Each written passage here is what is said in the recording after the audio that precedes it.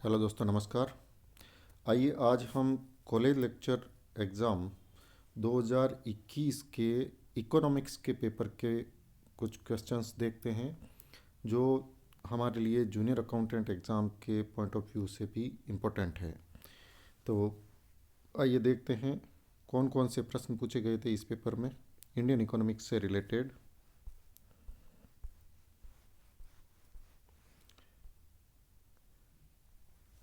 Question number first है कि PLFS 2018-19 के आधार पर भारत में प्राथमिक क्षेत्र कृषि और खनन क्षेत्र, इसमें से कौन सा कथन सही है? तो ये चार स्टेटमेंट है। GVA के लगभग 14% का योगदान देता है और लगभग 48% कार्यबल को रोजगार देता है। GVA के लगभग 18% योगदान देता है, लगभग 52% कार्यबल को रोजगार देता है। या GVA के लगभग 12% योगदान देता है और लगभग 48% कार्यबल को रोजगार देता है। या फिर GVA के लगभग 16% का योगदान देता है और लगभग 43% कार्यबल को रोजगार देता है। तो इसका सही आंसर है 4 नंबर। ये जो PLFS हैं ये पीरियोडिक लेबर फोर्स सर्वे होता है। ये 2017-18 से चालू किया गया था सरकार के द्वारा। तो इसका सही जवाब है 4 नंबर। नेक्स्ट क्वेश्चन देखते हैं अपन। समावेशी विकास के संबंध में निम्न पर गौर कीजिए।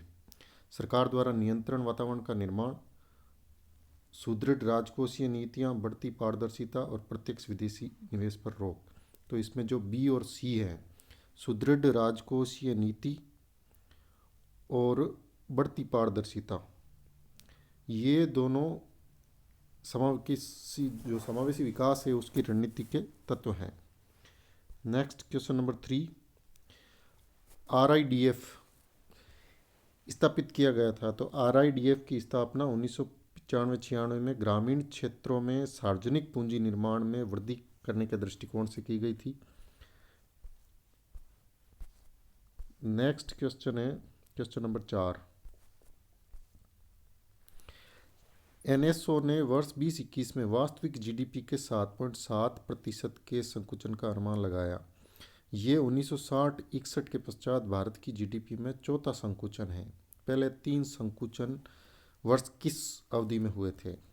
तो ये जो अवधि हैं ये हैं 1965-66, 1971-72 और 1979-80।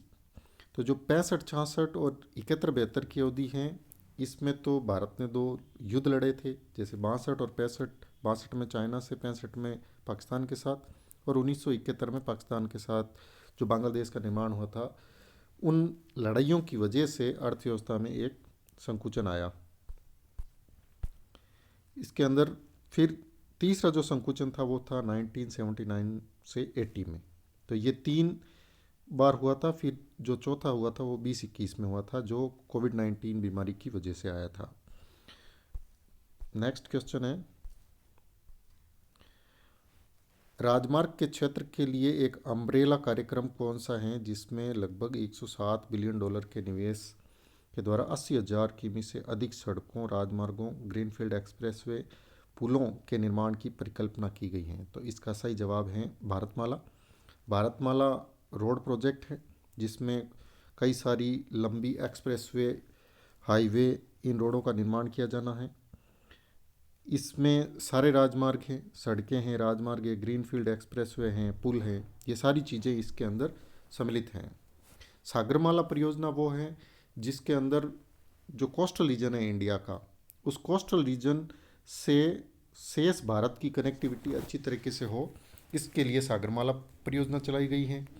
और ये मल्टी मॉडल लॉजिस्टिक पार्क, ये सब इंफ्रास्ट्रक्चर डेवलपमेंट की स्कीम्स हैं। समर्पित फ्रेट कॉरिडोर, ये रेलवे के लिए है डेडिकेटेड फ्रेट कॉरिडोर, जिसमें जो माल है उसका आवागमन आसानी से हो। नेक्स्ट क्वेश्चन है 6 नंबर। निम्न कथनों पर गौर कीजिए। 15-16 अक्टूबर 2020 को आयोजित WTO की ट्रिप्स काउंसिल की बैठक के दौरान भारत एवं USA ने कोविड-19 के उपचार, नियंत्रण, रोकथाम के लिए ट्रिप्स समझौते के कुछ प्रावधानों से छूट देने का प्रस्ताव दिया। यह इसलिए किया गया ताकि यह सुनिश्चित किया जा सके कि बौद्धिक संपदा अधिकार कोविड-19 से उत्पन्न हुए सार्वजनिक स्वास्थ्य आपातकाल से प्रभावी ढंग से निपटा जा सके, चिकित्सा उत्पादों में शामिल टीके और चिकित्सा विधान को आसानी से प्राप्त करने में अवरोध न बने। तो ये कोविड-19 की स्थिति थी। उस समय ट्रिप्स में कुछ छूट प्रदान की गई थी। तो ये एक्चुअल में जो ट्रिप्स में छूट प्रावधान नहीं की गई थी, इसमें ये जो सेकेंड नंबर ऑप्शन है बी, ये इसका सही आंसर है, केवल चिकित्सा के क्षेत्र में दी गई थी। फिर क्वेश्चन नंबर 7 है, सीमा पार के व्यापार संबंधी पैरामीटर को सुधारने के लिए ईज ऑफ डूइंग बिजनेस सूचकांक भारत का स्थान 2018 के 146वें से सुधर कर 2020 में किस स्थान पर पहुंच गया था। तो इसका जो सही आंसर है वो है 68वें नंबर पे भारत 2020 में था। और फिर 68 से भारत लास्ट जो रैंकिंग जारी हुई थी उसमें 63वां स्थान था भारत का। Ease of doing business world bank द्वारा जारी की जाती है। ये वर्ल्ड बैंक जारी करता है ease of doing business.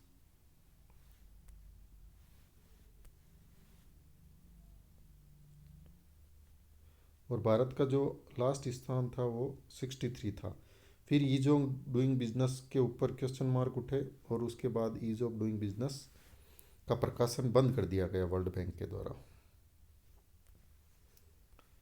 Next question number 8, अप्रैल नवंबर 2020 के अधीन कुल आयात का कितना प्रतिशत कंप्यूटर हार्डवेयर तथा पेरिफेरल रहा है। तो वो 3% था सही जवाब। मूल्य के मामले में भारतीय फार्मास्यूटिकल उद्योग विश्व में कौन सा स्थान रखता है। तो सही जवाब है 14वां स्थान।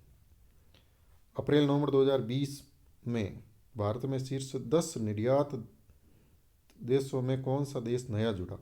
तो ये जो मलेशिया है ये नया जुड़ा है, जहाँ भारत टॉप 10 जो कंट्रीज़ हैं जहाँ पे एक्सपोर्ट करता है तो उसमें मलेशिया भी शामिल है। नेक्स्ट क्वेश्चन नंबर 11, निम्न में से किस वस्तु में भारत में 19-20 की तुलना में 20-21 के दौरान अनुकूल व्यापार संतुलन रहा। तो ये औषधि और फॉर्मुलेशन जो जैविक ड्रग फॉर्मुलेशन एंड बायोलॉजिकल्स यानी दवाइयों में भारत का जो व्यापार है वो अनुकूल रहा। ये जो वनस्पति तेल है इसका भारत आयात करता है, एक्चुअल में निर्यात नहीं करता है, क्योंकि इन सब की आवश्यकता भारत में ज़्यादा है। 2019-20 की तुलना में 20-21 की अवधि के लिए प्रमुख देशों के लिए भारत का व्यापारिक व्यवसाय संतुलन दर्शाता है कि भारत का सबसे अधिक अनुकूल व्यापार संतुलन रहा है। तो वो यूएसए के बाद बांग्लादेश और नेपाल के साथ हैं। अमेरिका के साथ भारत का जो व्यापार संतुलन है वो सर्वाधिक अनुकूल है, क्योंकि भारत अमेरिका को सर्वाधिक निर्यात करता है और वहीं अमेरिका से आयात भारत के लिए कम होता है। तो इसलिए भारत का जो विदेशी व्यापार है अमेरिका के साथ सरप्लस में है। चाइना के साथ अपना सबसे ज़्यादा व्यापार घटा है। यूएई दोनों इस आयात और निर्यात दोनों में दूसरे नंबर पे हैं। यूएई में निर्यात भी सेकंड नंबर पे किया जाता है और आयात भी सेकंड नंबर पे किया जाता है। 20-21 में पूंजीगत व्यय के लिए राज्यों को विशेष सहायता योजना के अंतर्गत राज्य सरकारों को 50 वर्ष के ब्याज मुक्त ऋण के लिए विशेष आर्थिक सहायता प्रदान की जा रही है, जो कुल मिलाकर कितने करोड़ रुपए से अधिक की नहीं है। तो इसका सही जवाब है 12,000 करोड़ रुपए।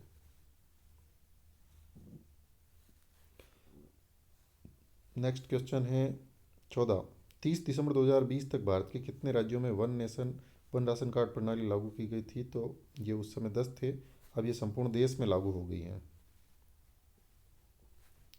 बजट 2020-21 के साथ प्रस्तुत किए गए मध्यम अवधि के राजकोषीय नीति वक्तव्य में वित्त वर्ष 20-21 हेतु वित्तीय घाटे का लक्ष्य आंका गया है। तो ये 3.5% था, जो राजकोषीय नीति में वित्तीय घाटा है, राजकोषीय घाटा कह सकते हैं आप इसको। 20-21 में गैर ऋण पूंजी प्राप्तियां 2.3 लाख करोड़ आंकी गई थी, जो जीडीपी का 1% है। गैर ऋण पूंजी प्राप्तियां यानी लोन के अलावा जो पूंजीगत प्राप्तियां हैं वो 1% है जीडीपी का। 19-20 में पीए के आधार पर कुल राजस्व व्यय के प्रतिशत के रूप में ब्याज का भुगतान भाग है 26%। भारत के बजट में जो एक्सपेंडिचर होता है उसमें सर्वाधिक एक्सपेंडिचर इंटरेस्ट पे ही होता है। जो सरकार लोन लेती है उस पर जो ब्याज चुकाया जाता है वो 26% है।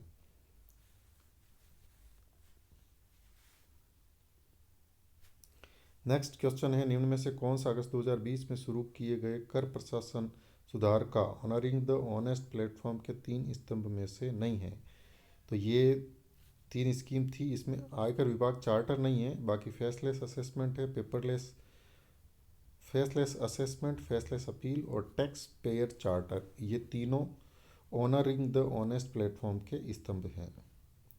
नेक्स्ट क्वेश्चन है, नॉस्कॉम के अनुसार 19-20 में ITBPM क्षेत्र के कौन से उपक्षेत्र ने राजस्व में बहुतायत शेयर 50% से अधिक बरकरार रखा है? तो ये IT सर्विस हैं, इनके शेयर बरकरार रखे हैं नॉस्कॉम ने। नेक्स्ट क्वेश्चन था, 19-20 में निर्यात संबंधी उपार्जन के संदर्भ में भारत में ITBPM सेवाओं के लिए दूसरा सबसे बड़ा निर्यात बाजार, तो ये UK है। केंद्र और राज्यों द्वारा सकल घरेलू उत्पाद के अनुपात के रूप में सामाजिक सेवाओं पर व्यय 14-15 से 20-21 की अवधि के दौरान 6.2% से बढ़कर हो गया है, तो 8.8% हो गया है सामाजिक सेवाओं पे बजट का जो खर्च है। नेक्स्ट क्वेश्चन है, 20-22 में कुल व्यय के प्रतिशत के रूप में सामाजिक सेवाओं पर खर्च था, तो बजट का जो कुल खर्च था उसका 26.5% सामाजिक सेवाओं पे खर्च किया गया था। जल जीवन मिशन के संबंध में कौन सा कथन सत्य नहीं है? तो ये 2024 तक क्रियान्वित नल जल कनेक्शन समुदाय प्रबंधित कार्यक्रम, मांग द्वारा संचालित कार्यक्रम, ये तीनों सही हैं। प्रत्येक घर तक पाइपलाइन द्वारा पेयजल की आपूर्ति, ये गलत है।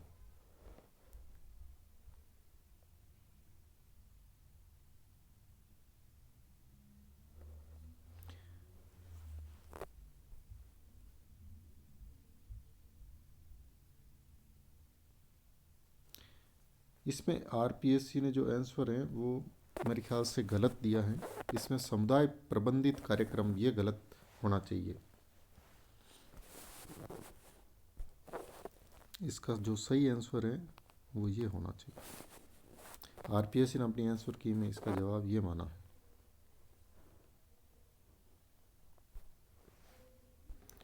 मेहनताना संहिता 2019 के संदर्भ में कौन सा कथन सही नहीं है? तो इस क्वेश्चन को RPSC ने डिलीट कर दिया था। एक आवर्ती आयत चित्र के लिए कौन सा कथन सत्य है? यदि वर्गों के अंतराल का विस्तार बराबर नहीं है तो आयत की ऊंचाई वर्ग की बारंबारता और वर्ग के अंतराल के विस्तार के अनुपात के समानुपाती होगी। और यदि सामूहिक बारंबारता बंटन सतत नहीं है तो उसे पहले सतत बंटन में बदला जाता है, फिर आवर्ती आयत चित्र बनाया जाता है। तो ये दोनों चीज़ें सही हैं।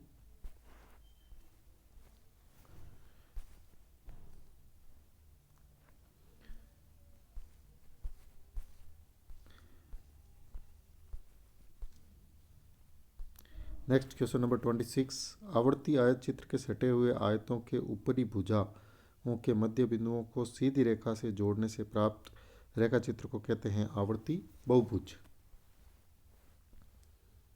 ये मीन मोड मीडियन से रिलेटेड क्वेश्चन है। समांतर माध्य के लिए निम्न में से कौन सा कथन सत्य है? समांतर माध्य से दो मदों के विचलन का बीजगणितीय जोड़ 1 है। समांतर माध्य से मदों के विचलन का बीजगणितीय जोड़ 1 से अधिक है। समांतर माध्य से मदों के विचलन का बीजगणितीय जोड़ 0 होता है। तो ये 3 नंबर सही जवाब माना है RPSC ने। नेक्स्ट क्वेश्चन है, मदों के समुच्चय के वर्ग का जोड़ किस से लिए जाने पर न्यूनतम होता है? तो जो मदों के समुच्चय का विचलन के वर्गों का जोड़ है वो माध्य से लिए जाने पर न्यूनतम होता है। नेक्स्ट क्वेश्चन है 29, एक फर्म में पुरुष कार्मिकों का औसत वेतन 520 और महिला कार्मिकों का औसत वेतन 420 है। सभी कार्मिकों का औसत वेतन 500 रुपये है, तो पुरुष और महिला कार्मिकों का अनुपात क्या है? इसमें सही जवाब है 4:1। माध्यिका के मध्य में कौन सा कथन सत्य है? समसंख्यक प्रेक्षणों वाले असमूहीकृत आंकड़ों की स्थिति में आंकड़ों को घटते या बढ़ते हुए क्रम में लगाकर मध्य के आंकड़ों का औसत कर माध्यिका को प्राप्त किया जाता है। यह एक स्थिति संबंधी औसत है, तो इसमें ये दोनों कथन सत्य हैं।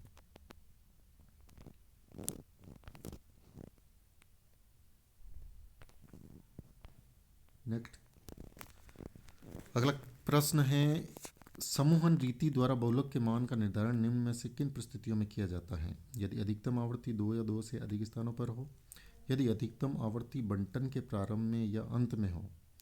तो ये दोनों ऑप्शन सही है, ए और बी। इनसे समूहन रीति द्वारा बहुलक के मान का निर्धारण निम्न में से दोनों परिस्थितियों से कर सकते हो आप। फिर ये क्वेश्चन है 32, निम्न बंटन की मध्य का प्रथम चतुर्थक एवं तृतीय चतुर्थक का मान ज्ञात करें। तो इसका सही जवाब था मध्य का बराबर 4, Q1 बराबर 3, Q3 बराबर 5। कृषि जोत के आकार की तुलना करने के लिए केंद्रीय प्रवृत्ति का कौन सा माप सबसे उपयुक्त होगा? तो बहुलक इसका सही जवाब है। कृषि जोत के आकार की तुलना करने के लिए बहुलक का माप उचित होगा। प्रमाप विचलन मूल वर्ग माध्य विचलन से किस प्रकार संबंधित है? प्रमाप विचलन मूल वर्ग माध्य विचलन का न्यूनतम मान है। प्रसरण के संबंध में निम्न में से कौन सा कथन सत्य है? प्रसरण मूल के परिवर्तन से स्वतंत्र है, पर पैमाने के परिवर्तन पर निर्भर करता है। विषम वितरण के संबंध में कौन सा कथन सत्य है? तो इसमें दोनों कथन सत्य हैं। माध्य बहुलक और माध्य का अलग अलग स्थानों पर गिरते स्थित होते हैं और चतुर्थ मध्य का से बराबर दूरी पर नहीं होते हैं विषम वितरण के संबंध में।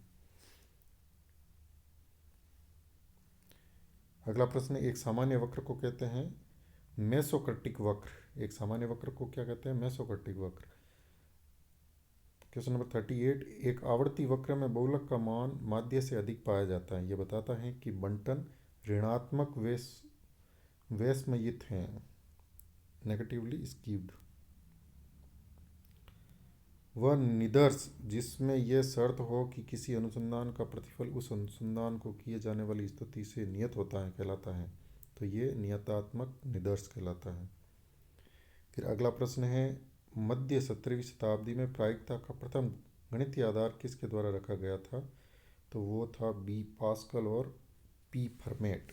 ये दो गणितज्ञ थे जिन्होंने प्रायिकता को पहली बार रखा था। अनेक घटनाएं जिनमें किसी भी एक घटना का होना अथवा नहीं होना शेष घटनाओं के होने के संबंध में अतिरिक्त जानकारी से प्रभावित नहीं होता है, यह कहलाता है स्वतंत्र घटनाएं।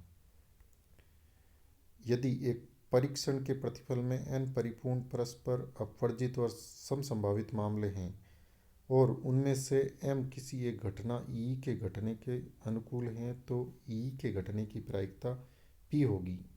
P = m/n। यादृच्छिक रूप से चयनित एक लीप वर्ष में 53 रविवार होने की संभावना कितनी है? तो सही जवाब है इसका 2/7।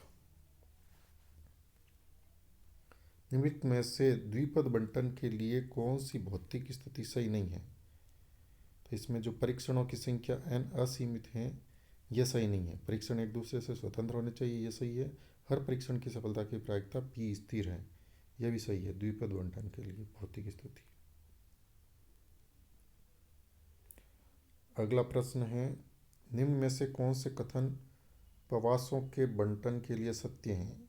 तो इसके लिए जो ए और बी है ये सत्य है। द्विपद बंटन एक सीमित प्रकरण है और इसकी खोज साइमन डेविस पॉसो ने की थी, तो ये दोनों सही है। एक प्रसामान्य बंटन के लिए निम्न में से कौन से कथन सही बैठते हैं? तो इसका सही जवाब है ABC। इसका रेखा चित्र एक घंटी का आकार वक्र है घंटी का शीर्ष समांतर माध्य के ठीक ऊपर होता है और परिमाप विचलन का मान बड़ा होने पर वक्र चपटा हो जाता है। निम्न समीकरणों पर विचार कीजिए। x is equal to A plus H U और y is equal to B plus K V. यहाँ ए बी एच के स्थिर हैं और h ग्रेटर देन 0 और k ग्रेटर देन 0 है। तो सहसंबंध गुणांक के संबंध में निम्न में से कौन सा सही है? तो इसका जो सहसंबंध गुणांक है वो है R X Y is equal to R कोष्टक बंद यू वी। सहसंबंध के संदर्भ में निम्न कथनों पर विचार करें। दो स्वतंत्र चर सदैव असंबंधित होते हैं और दो असंबंधित चर सदैव स्वतंत्र होते हैं। तो इसमें एक कथन सही है ए। प्रतीपगमन रेखाओं के संदर्भ में निम्न कथनों पर विचार करें। ये सर्वोत्तम आसंजन की रेखाएं हैं। इसे न्यूनतम वर्ग सिद्धांत से प्राप्त किया जाता है। यह किसी अन्य चर के विशिष्ट मान पर एक चर का सर्वोत्तम अनुमान देता है। तो उपरोक्त तीनों कथन सही है। प्रतीपगमन रेखाएं कब संपाती हो जाती हैं?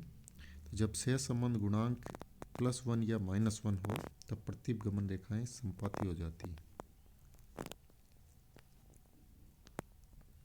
प्रतीपगमन गुणांक के संदर्भ में कौन सा कथन सही नहीं है? तो प्रतीपगमन गुणांक मूल एवं पैमाने के परिवर्तन से स्वतंत्र है, ये सही नहीं है। बाकी तीनों सही हैं। सहसंबंध गुणांक प्रतीपगमन गुणांक का गुणोत्तर माध्य है। अगर एक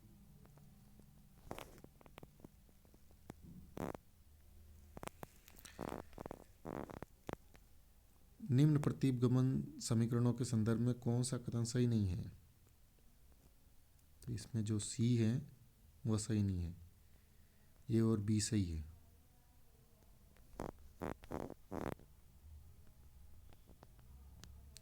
बहुगुण संबंध में दो से अधिक चर समूह में असम्मिलित चर पर समेकित प्रभाव के अध्ययन से संबंधित हैं।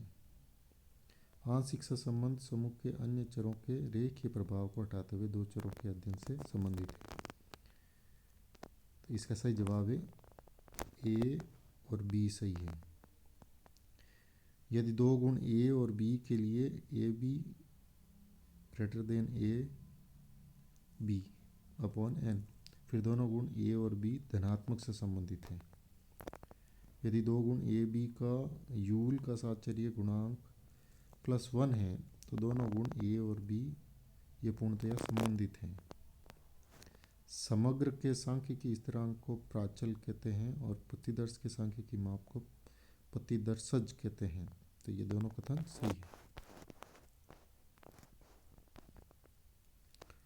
दो गुण ए और बी के संबंध में निम्न जानकारी पर विचार करें। n is equal to 1000, a is equal to 470 and b is equal to 620 और A B is equal to 320। तो ये ए और बी में धनात्मक साहचर्य संबंध है, इसका सही जवाब है। निम्न में से क्रांतिक मूल्य के संबंध में सत्य हैं। तो ए बी सी तीनों कथन सत्य हैं। एक प्रतिदर्शज का वह मूल्य जो क्रांतिक क्षेत्र और स्वीकार्य क्षेत्र को अलग करता है, यह सार्थक स्तर पर निर्भर करता है, यह वैकल्पिक परिकल्पना पर निर्भर करता है। प्रसामान्य परीक्षण में जेड परीक्षण प्रतिदर्शज मूल्य के संबंध में क्या सही है? यदि मापांक जेड ग्रेटर देन 1.96 तो शून्य परिकल्पना को 5% सार्थक स्तर पर अस्वीकृत किया जाता है। अभिनत अनुमान के संबंध में निम्न पर विचार करें। प्रतिदर्श माध्य समग्र माध्य का अनभिन्नत अनुमान नहीं है। प्रतिदर्श प्रसरण समग्र प्रसरण का अनभिन्नत अनुमान है। तो ये दोनों ही कथन गलत है। काई वर्ग विचर के संबंध में निम्न में से कौन सा कथन सही है? तो ए और बी सही है। यह एक स्वातंत्र्य कोटि के मानक प्रसामान्य विचार वर्ग हैं और जैसे n प्रतिदर्श अनंत की ओर प्रवृत्त होता है, काई वर्ग बंटन प्रसामान्य बंटन की ओर प्रवृत्त होता है। काई वर्ग परीक्षण की वैधता की अनिवार्य शर्तों के संबंध में निम्न पर विचार करें। तो ये तीनों ही अनिवार्य हैं। प्रतिदर्श प्रेक्षण स्वतंत्र होना चाहिए, कुल आवर्ती तार्किक रूप से बड़ी होनी चाहिए और कोई सैद्धांतिक खंड आवर्ती 5 से कम नहीं होनी चाहिए। काय वर्ग बंटन के संबंध में निम्न पर विचार करें। तो इसमें ये तीनों ही कथन सही है। इसका प्रयोग आसंजन श्रेष्ठता के परीक्षण के लिए किया जाता है। इसका प्रयोग समष्टि सहसंबंध गुणांकों के स्वतंत्र अनुमानों की समरूपता परीक्षण के लिए किया जा सकता है। और तीसरा है, इसका प्रयोग समष्टि प्रसरण के स्वतंत्र अनुमानों की समरूपता परीक्षण के लिए भी किया जा सकता है। टी बंटन के संबंध में कौन सा सही नहीं है? तो इसका सही जवाब है, इसका प्रयोग आसंजन श्रेष्ठता के परीक्षण के लिए किया जाता है। यह सही नहीं है। बाकी तीनों जवाब सही है। स्टूडेंट, टी परीक्षण की मान्यताओं के संबंध में निम्न पर विचार कीजिए। तो इसमें केवल प्रतिदर्श प्रेक्षण स्वतंत्र होते हैं। यह सही है।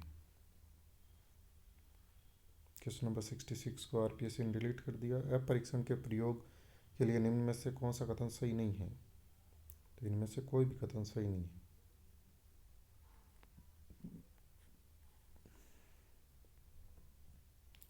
परिकल्पना परीक्षण के संबंध में निम्न कथनों पर विचार कीजिए।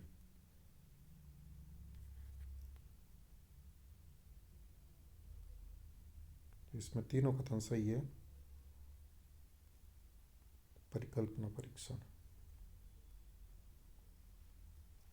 पीएलएफएस के कार्यरत कर्मचारियों के उद्योग और अनुमानों के आधार पर कृषि में कार्यरत व्यक्तियों की संख्या 18-19 में 21.5 लाख करोड़ है, जो 21.5 लाख करोड़ लोग एग्रीकल्चर में कार्यरत है। पीएलएफएस आंकलनों के आधार पर 17-18, 18-19 के बीच बेरोजगारों की संख्या में कितनी गिरावट रही? तो वो 79 लाख थी। यूएनडीपी के मानव विकास रिपोर्ट 2020 के अनुसार 2019 में विश्व के कुल 189 देशों में भारत का रैंक था 131वां। जो एसडीआई इंडेक्स है उसमें भारत का 131वां स्थान था। 19-20-20-21 के दौरान सीपीआईसी मुद्रास्फीति का मुख्य उत्प्रेरक था। तो वो खाद्य और पेय समूह थे, वो मुख्य उत्प्रेरक थे, यानी इनकी वजह से महंगाई बढ़ी थी। श्रम कार्यालय द्वारा प्रतिवर्ष सीपीआई आईडब्ल्यू संकलित और प्रसारित किया जाता है। इस सूचकांक संख्या का उपयोग केंद्र और राज्य सरकारों के कर्मचारियों को दिए जाने वाले महंगाई भत्ते के निर्धारण हेतु किया जाता है।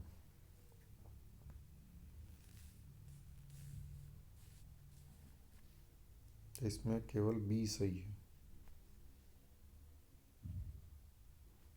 2020-21 में खाद्य पदार्थों की कीमतों में वृद्धि हुई, तो वो थी 9.1%। नवंबर 2020 तक प्रधानमंत्री गरीब कल्याण अन्न योजना के अधीन कितने लाभार्थियों को नेशनल फूड सिक्योरिटी एक्ट द्वारा अनुमोदित आवश्यकता से अधिक अतिरिक्त खाद्यान्न उपलब्ध कराया गया था? तो वो 80.96 लाख करोड़ थे।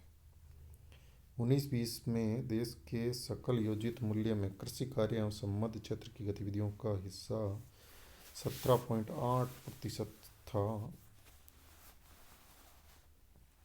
भारत सरकार के कब्ज से और इलेक्ट्रॉनिक वाहनों को तेजी से अंगीकार करने और विनिर्मित करने की स्कीम लागू कर रही है। तो ये 1 अप्रैल 2015 से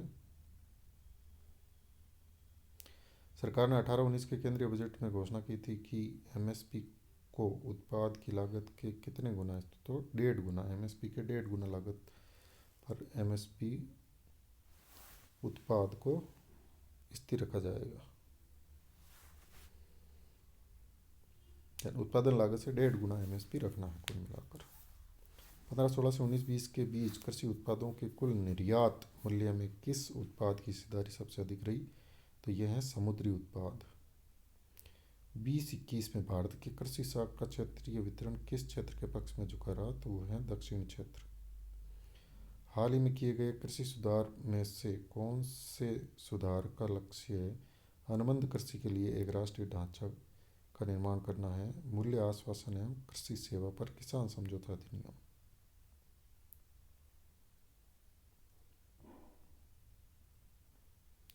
वर्ष 2011-12 की कीमतों पर खाद्य प्रसंस्करण सेक्टर का 18-19 में विनिर्माण उद्योग में सकल मूल्य वर्धित योगदान रहा है 8.98%।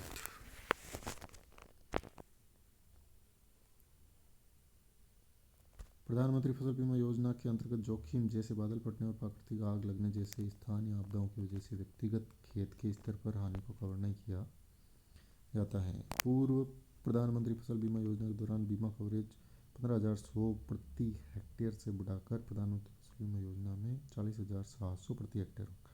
तो इसमें केवल 20 ही माना है। ये जो आंसर की हैं वो आरपीएससी के अकॉर्डिंग ही इसके आंसर लगाए गए हैं। कोयला, कच्चा तेल, प्राकृतिक गैस, रिफाइनरी उत्पाद, उर्वरक, इस्पात, सीमेंट और विद्युत जैसे अवसंरचनाओं को संबल देने वाले 8 प्रमुख उद्योगों का आईआईपी में कुल भार लगभग 40% है। ये कोर इंडस्ट्री है, इसे कोर इंडस्ट्री के नाम से जाना जाता है। ये 8 उद्योग हैं। इसके बारे में प्रश्न पूछा जाता है, कई बार दूसरे एग्जाम में भी पूछा गया है। एमओएसपीआई से प्राप्त डेटा के आधार पर की गई गणना के आधार पर उद्योग क्षेत्र के विभिन्न घटकों के संदर्भ में वित्त वर्ष 2012 से वित्त वर्ष 21 के बीच जो ग्रोस वैल्यू एडेड में किस घटक का अंश बढ़ा है, तो वह घटक है विद्युत, गैस, जल आपूर्ति एवं अन्य उपयोगी सेवाओं का घटक बढ़ा है। भारत सरकार द्वारा भारत के स्टार्टअप को सहायता प्रदान करने के लिए की गई पहल के संदर्भ में कौन सी योजना किसी भी स्टार्टअप को अपना आवेदन फाइल और प्रोसेस करने के लिए किसी सूचीबद्ध फैसिलिटेटर की मदद लेने में सक्षम बनाती है? तो वो है startup intellectually property protection. Ease of doing business 2020 के अनुसार 2019 के ईज ऑफ डूइंग बिजनेस सूचकांक में भारत का स्थान 63वां था।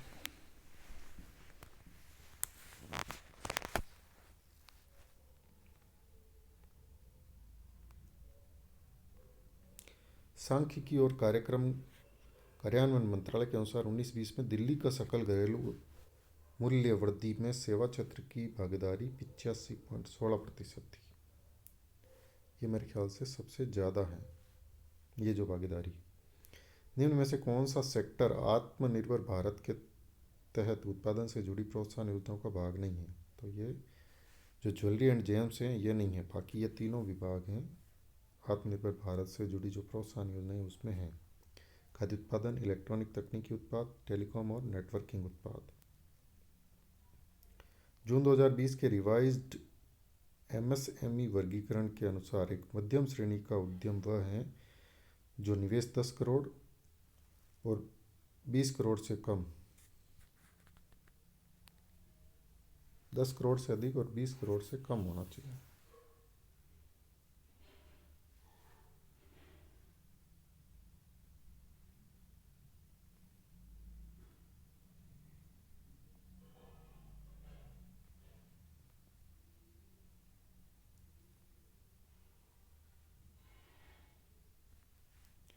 ये है चैंपियंस ऑनलाइन प्लेटफॉर्म। ये एमएसएमई की मदद हेतु बनाया गया है। वहीं ATUFS ये टेक्सटाइल उद्योग स्कीम के लिए है। वहीं वंदे भारत मिशन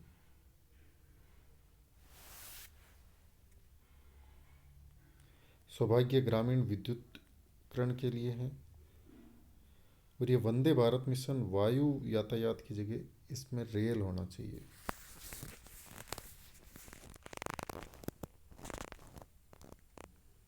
आरबीआई से प्राप्त डेटा के आधार पर 19-20 में भारत के सेवा निर्यात की वृद्धि 2.5% रही।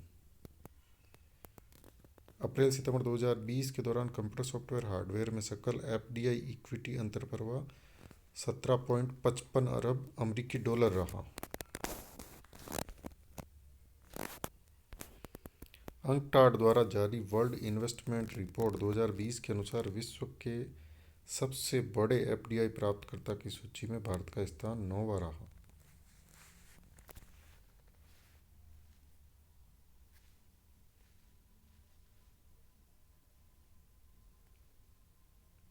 14वें वित्त आयोग के तहत 1971 जनसंख्या 2011 और राजकोषीय क्षमता क्षेत्र एवं वन क्षेत्र के आधार पर प्रथम 6 राज्यों जिनका घटते क्रम में हिस्सा है, तो इसमें सबसे ज़्यादा हिस्सा यूपी का है, उसके बाद बिहार है, फिर मध्य प्रदेश है, पश्चिम बंगाल है, महाराष्ट्र है और राजस्थान है। तो राजस्थान का इसमें छठा हिस्सा है, छठे स्थान पर है राजस्थान, जो 14th फाइनेंस कमीशन में राज्यों का जो हिस्सा है टैक्स में।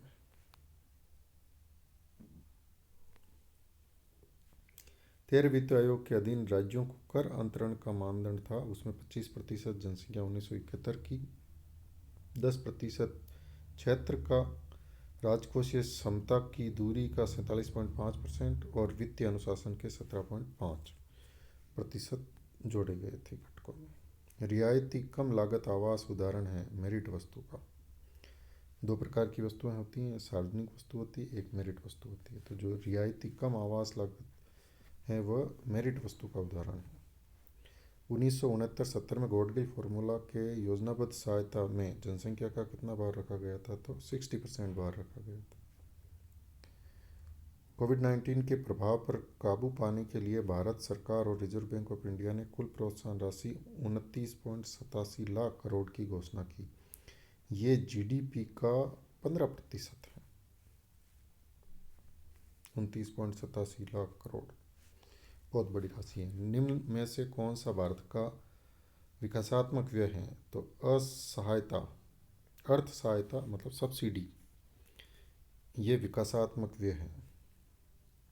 निम्न में से कौन सी 14 वित्त आयोग की विशेषता नहीं है, राज्यों को कर विभाज्य पूल का 42% स्थानांतरित करना, योजनाओं अनुदानों आधारित सहायता से हटकर अंतरण आधारित सहायता, राज्यों के बीच संसाधन बंटवारे हेतु वन क्षेत्र के नए आधार को शामिल करना, ये तीनों सही है। स्थानीय निकायों को अनुदान में कमी, ये कमी नहीं की गई, स्थानीय निकाय अनुदानों में वृद्धि की गई। पीकॉक वाइसमैन परिकल्पना में वह प्रभाव जहां केंद्र सरकार समग्र सार्वजनिक क्षेत्र का बड़ा भाग बन जाती है कहलाती है एकाग्रता प्रभाव, concentration effect. The logic of collective action 1965 Mancur Olson द्वारा लिखी गई थी। The logic of collective action 1965। निम्न में से कौन सा सरकार के वाणिज्य राजस्व का उदाहरण नहीं है, जुर्माने के रूप में जो शुल्क वसूला जाता है वो वाणिज्य राजस्व का उदाहरण नहीं है।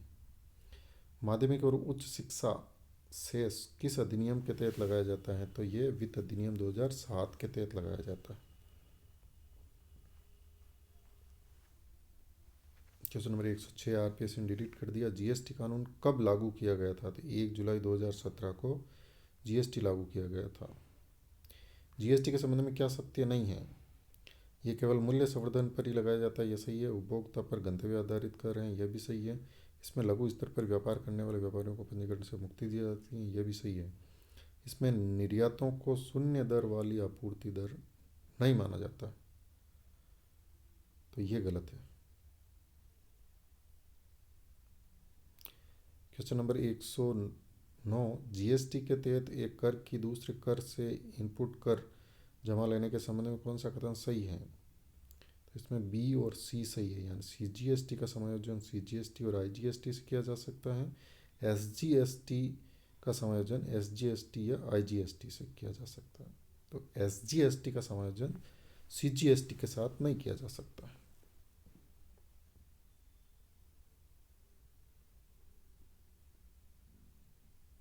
और ना ही सीजीएसटी का एसजीएसटी के साथ समायोजन किया सकता है।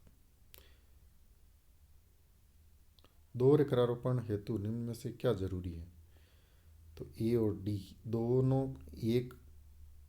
दोनों कर एक ही वस्तु और एक ही कर आधार पर लगाए जाने चाहिए और दोनों कर एक ही समय अवधि से संबंधित होने चाहिए।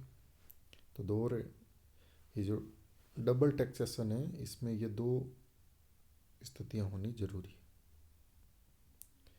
फिर क्वेश्चन नंबर 111 वह ऋण जो किसी दूरस्थ तिथि को वापस करना होता है तथा जिस पर ब्याज भुगतान के लिए नियमित व्यवस्था की जाती है कहलाता है कोषित ऋण। निम्न में से कौन सी सार्वजनिक ऋण से छुटकारा पाने की विधि नहीं है, तो ये शोधन कोष, ऋणों का बदलाव और आवधिक वार्षिकी हैं, सहायतार्थ अनुदान नहीं है। निम्न में से कौन सा सही रूप से मेलित नहीं है? मेरिट वस्तुएं, सैटेलाइट टीवी एक मेरिट वस्तु नहीं है। स्विमिंग पूल क्लब वस्तु है। स्ट्रीट लाइट सार्वजनिक वस्तुएं और खाद्य पदार्थ निजी वस्तुएं। ज्ञान प्रसारण में कठिनाइयों की वजह से शुद्ध सार्वजनिक वस्तु मार्केट विफलता की ओर ले जाती है, यह तथ्य किसने प्रतिपादित किया था? तो इसका सही जवाब है सीएम टिबूट। सीएम टिबूट का ये स्टेटमेंट है। गैर प्रतिद्वंदी, गैर बहिष्कृत एवं अस्वीकरण की असंभव विशेषता है शुद्ध सार्वजनिक वस्तु। यानी सार्वजनिक वस्तु में कोई प्रतिद्वंदिता नहीं होती है, इसका कोई बहिष्कार नहीं करते हैं, नहीं इसको कोई अस्वीकार कर सकता है, तो वो सार्वजनिक वस्तुएं होती है। निम्न में से कौन सा कथन सही है? मेरिट वस्तु का सरकारी बजट के अधीन प्रावधान किया जाता है, पर इसमें उपभोक्ता पसंदगी का ध्यान नहीं रखा जाता है, तो ये सही है। सार्वजनिक ऋण छुटकारे की पूंजी शुल्क विधि का किसने विरोध किया? सही जवाब है जी.आर. हिक्स।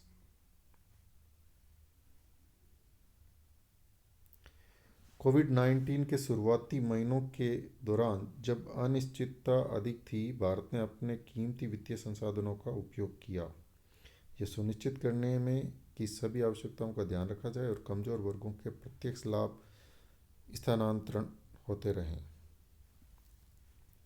तो ये 2 बी और सी सही जवाब है।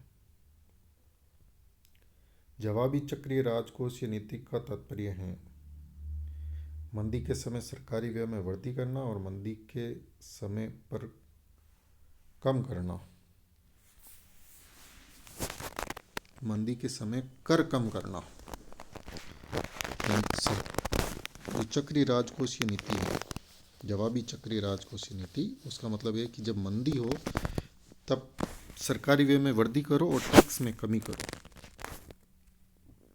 सार्वजनिक वस्तु होती है, गैर प्रतिद्वंदी होती है, गैर बहिष्कृत होती है और सार्वजनिक वस्तु के प्रावधान में बाजार की विफलता प्रबल होती है। तो ये ए और डी सही आंसर है इसका। निम्न में से कौन सा कथन सही है? ओहोलिन के अनुसार अंतर क्षेत्रीय एवं अंतर्राष्ट्रीय व्यापार के बीच अंतर मात्रा का है, तो ये सही जवाब है। निम्न में से कौन सा अवसर लागत सिद्धांत का गुण है? यह साधन प्रतिस्थापन के विषय की ओर ध्यान आकर्षित करता है, ये सही जवाब है। निम्न में से कौन सा रिकार्डो के तुलनात्मक लागत सिद्धांत की मान्यता नहीं है? तो इसका सही जवाब है जिस अनुपात में साधन आदान प्रदान बदलते हैं उससे अधिक अनुपात में उत्पादन में परिवर्तन होता है।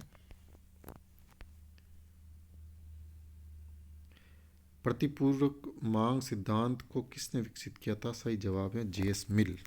प्रतिपूरक, रेसिप्रोकल डिमांड। आधिक्य के निर्गम सिद्धांत का प्रतिपादन किया था एडम स्मिथ ने। आधिक्य के निर्गम सिद्धांत का प्रतिपादन एडम स्मिथ ने किया था। तुलनात्मक लागत सिद्धांत को मुद्रा के रूप में परिभाषित करने का श्रेय टॉसिंग का है। और अंतर्राष्ट्रीय व्यापार के अवसर लागत सिद्धांत में MRPT बराबर होता है MCX/MCY।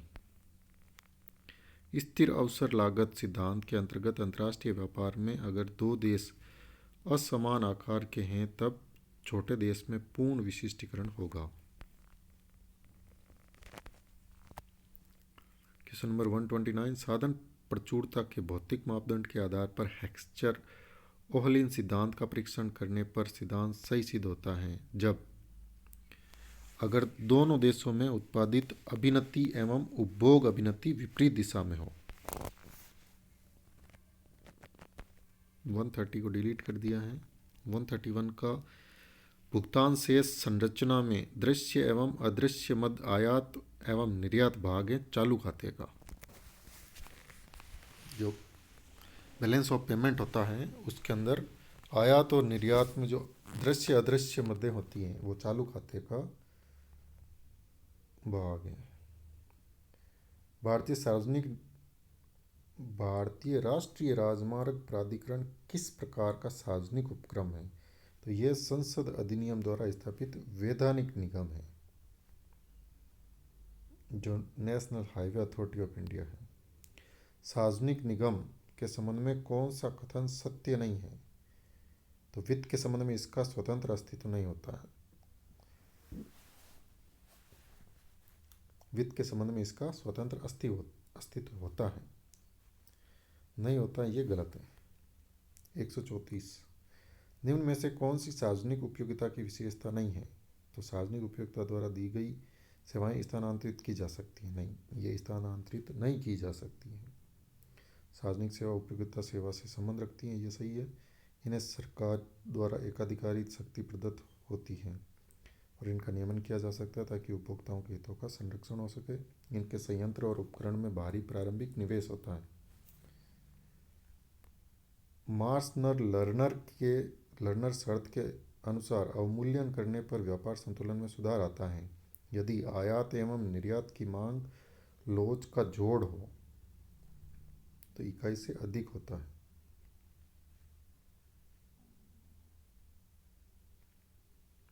क्वेश्चन नंबर 136, भुगतान से समायोजन में अवमूल्यन की अवशोषण विधि के अंतर्गत एक दी हुई आयात की सीमा प्रवृत्ति के लिए निम्न में से कौन सा कथन सही है? तो इसका सही जवाब है व्यापार संतुलन में सुधार आता है यदि अवशोषण की सीमांत प्रवृत्ति इकाई से कम होती है। यदि उधार एवं अन्य देयताएं बजटीय घाटे में जोड़ दी जाती हैं तब वह बराबर होता है राजकोषीय घाटा। यानी जो राजकोषीय घाटा है उसमें से अगर उधार एवं अन्य देयताएं ये अगर जोड़ दें, ये अगर हटा देते हैं तो राजकोषीय घाटा होता है। उधार एवं अन्य देयताएं बजटीय घाटे में जोड़ दी जाती है। तो अगर बजट घाटा ज्ञात करना है तो राजकोषीय घाटे में से उधार और अन्य देयताओं को हटा दो तो बजट घाटा आ जाएगा।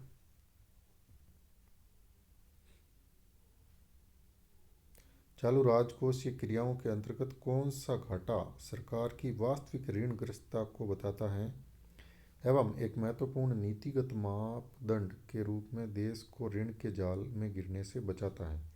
तो वह है प्राथमिक घाटा।